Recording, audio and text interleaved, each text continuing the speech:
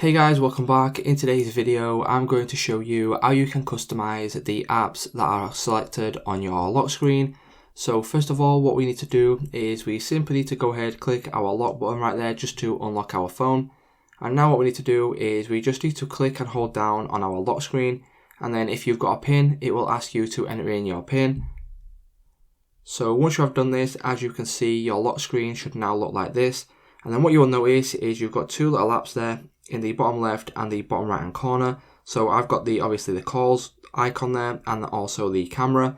And if I wanted to go ahead and change these, it's super simple to do. Just click on the one you want to change and then you will get a list of all the apps on your obviously mobile phone. And you've also got the option for no app just right there on the left hand side. And obviously once you do that, you can go ahead and choose the calculator, for example. And then as you can see, the icon has now changed to the calculator. So I can go ahead and change that back to the camera. And then as you can see, it's just that simple, guys. If this video did help you out, please leave a like on today's video and I'll see you in the next one.